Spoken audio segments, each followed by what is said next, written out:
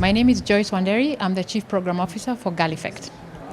Tell us a little bit more about the work you do of your organization. What kinds of specific aspects of digital health do you all focus on?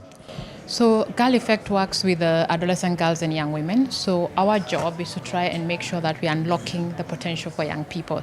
And digital comes in very handy for us to be able to not only create safe spaces for young people to be able to go and access information that they just can't access publicly, a place that they can also be able to converse with, like a professional, but at the same time also linking them to services, whether it's a health service or even a job or whatever service that we are partnering with. But all in all, really including digital across our programming, from design to implementation as well as. I was just going to say, I give you all so much credit. Girl Effect is top of mind for me, for a team and an organization that's really thought about digital from the beginning for quite a long time. You all have been doing some really important and critical work in the space, linking adolescence, gender, and health aspects. So Thank you. Really tremendous work.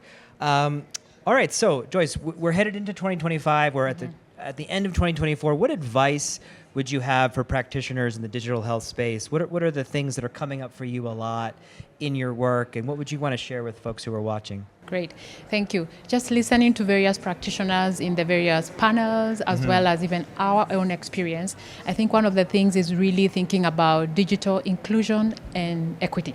So how do we make sure that we are also innovating solutions for those that do not have connectivity? You'll find a lot of the solutions we see are for those who are very well connected with 4G or 3G, but we also know that the people who are in need are the ones who are not very connected. So we have to keep innovating as a sector to make sure that we can reach the last mile, basically. Important, so important. Yes. Secondly, as well, the only thing I would add as well is the importance of data.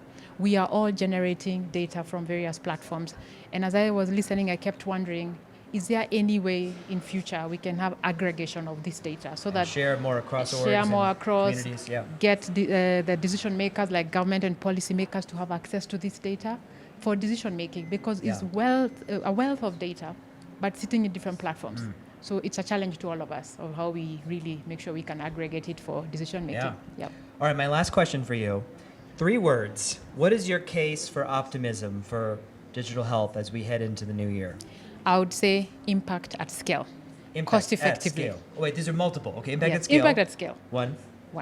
And cost effectively. Cost effectively. Because I think digital can really help us be able to reach people at scale, but very cost effectively. Okay. Yeah. That's beautiful.